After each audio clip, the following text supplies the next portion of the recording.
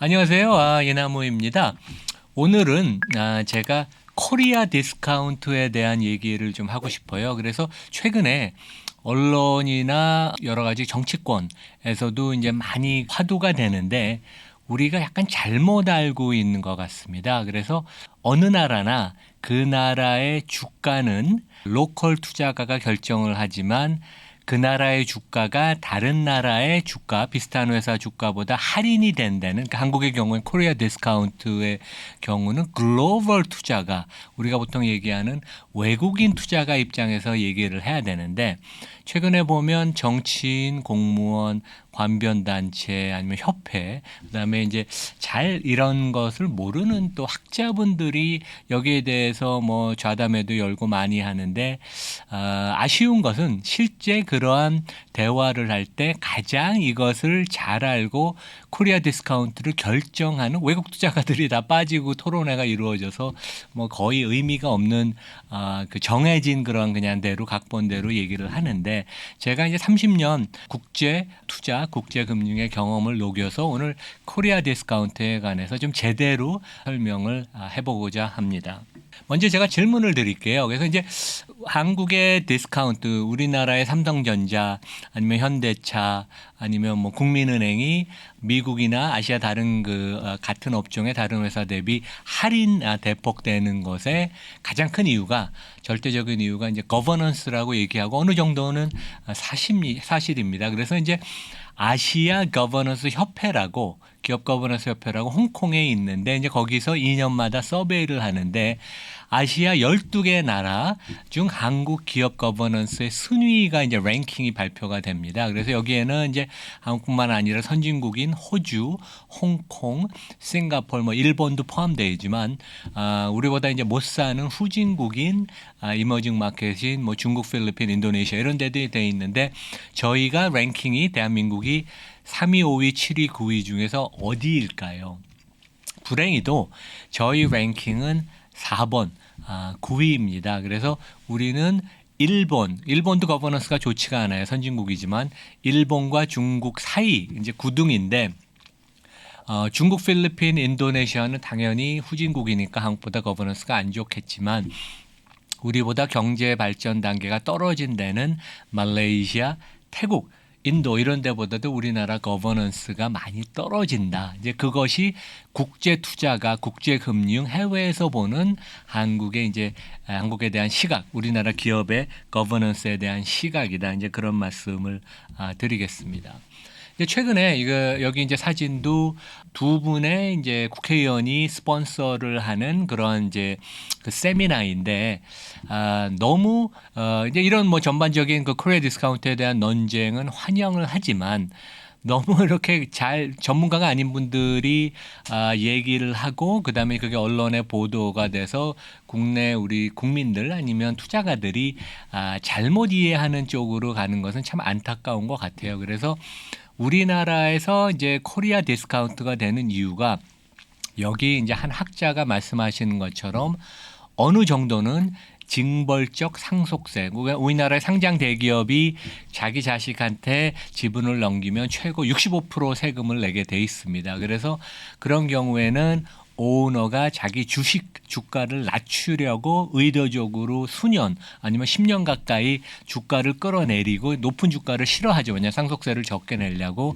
이제 그런 것 때문에 주가가 저평가돼서 코리아 디스카운트가 된다고 얘기를 하는데, 그렇게 단순하지는 않습니다. 한국의 비즈니스 모델의 문제, 우리나라의 장기 성장성의 문제, 관치의 문제, 이런 것들이 다 녹아있지, 이 징벌적 상속세만 고친다고 코리아 디스카운트가 해소가 되는 것처럼 그렇게 단순하지는 않습니다. 여기 또 이제 이 학자는 그렇게 상속세만 바꾸면 코리아 디스카운트가 사라져서 대만 수준 PBR 주당 순자산 가치가 돼서 코스피가 5천을 간다 그러는데 저같이 이제 30년 넘게 국제금융에서 활동한 사람들이 보기에는 이런 얘기 주장은 완전히 넌센스다. 너무 전문가적인 지식이 없이 얘기를 하는 거고서 그것을 또 받아 적는 언론도 문제다. 이제 그런 지적을 하겠습니다. 이제 코리아 디스카운트라는 건 이제 쉽게 이렇게 보시면 될 것 같아요. 이제 대표적인 한국의 업종 IT와 금융에 있어서 삼성전자는 이제 금년 수익 추정, 그러니까 퍼라는 거는 보통 1년 수익 추정 대비 기업 이익 대비 몇 배수의 주식이 시가총액이 이제 형성이 되느냐 이제 그런 질문인데 삼성전자는 9배, 애플은 뭐 많은 부분에 있어 삼성전자가 애플, 특히 이제 핸드폰에서 직접 경쟁을 하죠. 애플은 26배. 금융업종에 있어서는 우리나라 대표 금융지주사인 KB금융이 4배. 뭐 최근에 우리나라 금융지주사 밸류에이션이 많이 내려갔습니다. 그 대신 배당 수익률은 뭐 5%, 6% 아니면 그 이상 10% 가까이 되는 데도 있죠. 반면에 이제 미국도 금융주는 밸류에이션이 높지 않아요. 월가의 대표적인 가장 큰 금융지주사, 은행과 증권사, 자산운용사를 다 갖고 있는 JP 모간이 10배. 근데 이제 우리가 요 그 두 가지 업종에서 보면 삼성전자나 KB금융이 미국의 가장 대표적인 같은 업종의 경쟁사 대비 한 3-40% 정도 수준의 거래가 됩니다. 그러면 우리가 주가 밸류에이션이 미국 경쟁사 대비 삼성전자나 KB금융이 60-70%나 할인이 되는데 이 모든 할인이 전적으로 우리나라 대한민국의 후진적인 기업 거버넌스 때문에 지배구조 때문에 그렇게 되느냐 이제 그런 질문을 던질 수 있겠죠. 그래서 제가 여기에 대해서 답변을 드리겠습니다.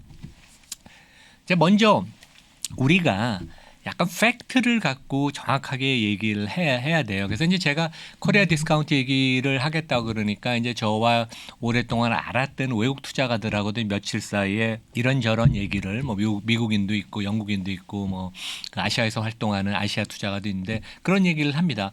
한국이 과거에는 디스카운트가 더 컸고 오히려 최근에는 그 할인 폭이 디스카운트 폭이 아시아 기업이나 이머징 마켓 대비 할인 폭이 오히려 줄었다고 합니다. 그러니까 이것도 실제 우리나라에서 이제 뭐 전문가라고 얘기하는 분들이 많이 떠드는 것이 잘못된 팩트다. 그래서 이제 제가 구체적으로 우리나라 대표적인 반도체 기업과 자동차 업종의 퍼를 한번 말씀을 드릴게요. 반도체는 보면 삼성전자가 퍼가 9배인데 삼성전자는 이익의 반 이상이 반도체, 특히 거기서 이제 메모리에서 나오는데 메모리가 삼성이 1등, 2등이 SK하이닉스, 3등이 마이크론, 미국의 3등인데 삼성전자가 9배인데 마이크론은 7배예요. 그러면 삼성전자보다 오히려 마이크론은 퍼가 낮은데 삼성전자가 물론 거버넌스가 문제가 많지만 삼성전자가 퍼가 업밖에 안 된다는 것이 거버넌스 탓인가? 뭔가 이 삼성전자가 소속된 반도체 메모리 업종이 경기에 영향을 많이 타고 이익에 부침이 심하니까 엄청나게 업종적인 성격 때문에 디스카운트가 되는 게 아닌가 그런 질문을 우리가 해봐야 됩니다. 삼성전자와 직접 경쟁은 하지 않지만 대부분의 경우에는 TSMC 대만은 장기적인 성장성, 기업 이익의 안정성, 투명성, 거버넌스가 좋기 때문에 13배가 거래가 되고 엔비디아는 가장 성장성이 높은 반도체라고 일컬어지기 때문에 퍼가 한 40배쯤 됩니다. 그래서 삼성전자가 거버넌스가 개선이 되면 물론 9배에서 11배, 12배까지 갈 수는 있겠지만 TSMC를 넘지는 못할 것이다. 가장 큰 이유는 비즈니스 모델이 삼성과 TSMC와 틀리기 때문입니다. 그래서 모든 것을 거버넌스 탓으로 돌리는 것은 잘못이다. 자동차 업종은 더 재미있습니다. 최근에 현대차가 뭐 제니시스나 모든 모델이 아주 그 인기가 해외에서 많고 그 다음에 전기차가 특히 선풍적인 인기를 지금 끌고 있습니다. 그래서 현대차의 퍼는 9배, 기아는 물론 그보다 낮은 6배지만 세계에서 가장 좋은 프리미엄 브랜드를 만드는 BMW, 복스와겐이 진짜 그 좋은 럭셔리 카를 만드는 데가 퍼가 불과 3배에서 4배입니다. 미국의 가장 대형 자동차 회사인 GM이 6배, 그 다음에 포드가 7배. 그래서 우리가 현대차 그룹의 대표적인 현대차만 놓고 보면 오히려 퍼가 독일의 최고의 럭셔리 브랜드나 미국의 대표적인 자동차 GM 포드보다도 할인 디스카운트가 되는 게 아니라 오히려 프리미엄이 된다. 그래서 이 경우에는 현대차가 거버넌스 리스크가 있죠. 아직 정의선 회장으로 상속도 그 승계도 이루어지지가 않았지만 현대차 그룹이 현대차 기아차가 자동차의 디자인, 성능 여러 가지 수요가 워낙 좋기 때문에 주가가 밸류에이션이 리레이팅 단계가 레벨업이 된 것을 보여줍니다. 그래서 한국 기업이 한국 증시가 모두 디스카운트고 그것은 100% 거버넌스 탓이다. 그렇게 얘기한 것은 너무 나이브한 얘기고 그건 한국에서만 얘기하는 것이고 국제적으로는 전혀 그렇게 생각을 하지를 않습니다. 실제 우리가 좀 전에 삼성전자 얘기를 했지만 2016년 10월에 미국의 행동주의자 펀드 1위인 엘리엇이 삼성전자의 그 거버넌스 개선을 하고 주주 친화적으로 바뀌라고 요구를 하면서 분석 자료를 냈는데 그 자료입니다. 그 당시에는 삼성전자의 퍼가 여기 이제 파란 굵은 선을 보시면 그 당시에 퍼가 6배밖에 안 됐고 경쟁을 하는 반도체, 핸드폰, 가전, 디스플레이에서 경쟁을 하는 나머지 회사들의 단순 평균은 11배. 그러니까 삼성전자의 퍼가 한 50% 정도 수준밖에 안 됐어요. 그러니까 할인율이 거의 한 50% 정도 됐는데 과거보다는 할인의 폭이 오히려 줄었다. 하지만 그 할인의 폭의 이유는 거버넌스도 이유가 있지만 삼성전자의 그 이익의 그 변동성, 예측하기 어려운 그 비즈니스 모델 이런 것들 때문에 생기는 것이라고 우리가 이해를 해야지 전적으로 100% 거버넌스라고 돌리는 것은 잘못된 국내의 아주 국수주의적인 이해를 잘못하는 증시를 국제적인 관점에서 그런 관점이라고 제가 말씀을 드리겠습니다. 또 재미있는 사항은 우리가 이제 아직도 한국 증시의 국내 투자가들의 이제 직접 우리 동학개미들의 참여가 많았지만 여전히 외국 투자가들은 한국 증시의 30% 지분을 갖고 있고 대표적인 뭐 IT 업종 같은 데는 한 39%를 갖고 있는데 외국인들이 한국 시장의 뭐 몸통이라고 얘기하기는 뭐하지만 한국 시장의 큰 방향 그다음에 그 패러다임의 그 변화나 이런 걸 제공하는 것은 사실입니다. 근데 여기는 업종별로 우리나라의 이제 외국인 지분율을 보여주는데 외국인의 지분율이 가장 높은 업종은 은행과 통신입니다. 근데 이 그 두 업종의 특징은 내수 산업이죠. 그런데 성장성은 떨어지는 대신 배당 수익률이 국내에서 가장 높다고 보통 우리가 얘기를 하죠. 그래서 결국 뭐를 얘기하냐 하면 외국인들은 한국 기업들의 장기 성장성에 대해서 큰 퀘션 마크, 의심을 하고 대신 배당을 일단 많이 주는 데를 택해서 거기서부터 배당을 확보해서 토탈 그 총주주 수익률을 얻고자 하는 그런 전략을 세우고 그다음에 이제 은행 통신은 정부의 규제를 받는 그런 산업입니다. 그래서 관치 때문에 이 두 업종은 밸류에이션이 아주 낮죠. 아까 KB금융이 퍼가 4배밖에 안 되고 배당 수익률이 6%나 되는 것은 외국인 입장에서 상당히 관치 때문에 특히 할인이 돼서 매력적이고 그다음에 다른 플러스 요인은 정부가 아주 꼼꼼하게 들여다보는 두 가지 업종이기 때문에 대주주가 이상한 엉뚱한 짓을 못하니까 옆으로 돈이 새어나가지 않는다. 이제 그런 면에 있어서 외국인들이 왜 은행과 통신업종의 지분율이 가장 높은지를 생각해 보면 한국의 그 코리아 디스카운트가 어떻게 보면 우리가 성장성, 장기 성장성에 대해 외국인들이 좀 디스카운트를 부여하지 않나, 디스카운트 디스카운트 페널티를 매기지 않나 그런 점을 우리가 한번 생각해 봐야 될 것 같습니다. 전 세계적으로 보면 미국 주가만 지난 10년 사이에 밸류에이션이 올라갔고 최근에 주가가 빠졌어도 여전히 퍼가 17배, 18배 되고 아시아는 전반적으로 퍼가 많이 내려왔습니다. 왜냐하면 지난 10년 동안은 아시아 증시, 아시아 기업들의 성장성의 모멘텀이 떨어졌고 미국 시장은 퍼가 올라가는 리레이팅, 레벨업이 됐고 아시아 증시는 전반적으로 퍼가 내려가는 레벨 다운, 디레이팅이 돼서 한국 시장이 특별히 지금 퍼가 뭐 8.5배, 9배라 그래서 우리만 특별히 코리아 디스카운트가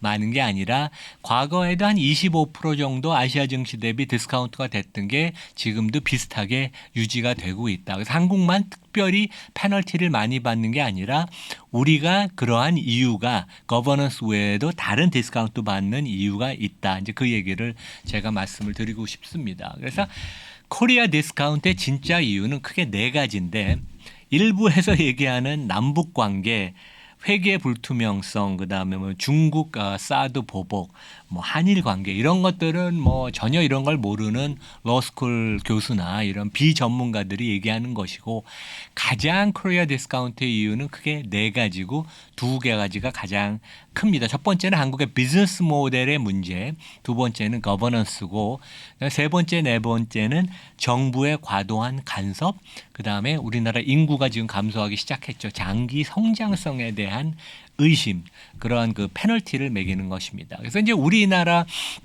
그 기업들은 첫 번째 이유를 좀 설명을 드리면 반도체건, 자동차건, 철강, 정유, 석유화학 우리 뭐 대표적인 기업뿐만 아니라 최근에 대표 기업으로 부상한 배터리도 매년 수조 원 아니면 이제 반도체 같은 경우 수십조 원씩 투자가 필요하는 장치 산업이고 자본 집약적인 산업입니다.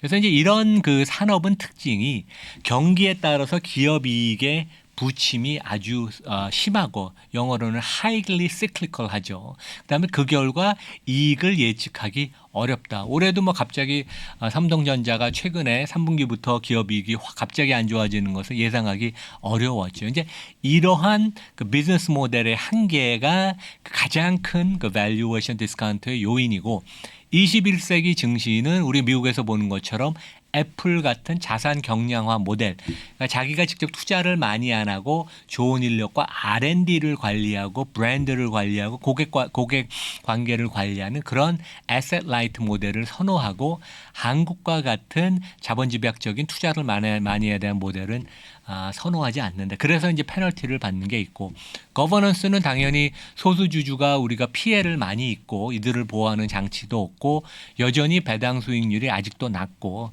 은행 같은 데는 배당 수익률이 5, 6% 되지만 그거보다 훨씬 더 많이 할 수 있는 여지가 있고 이사회가 아직 독립적이지 못하다 대부분의 경우에는.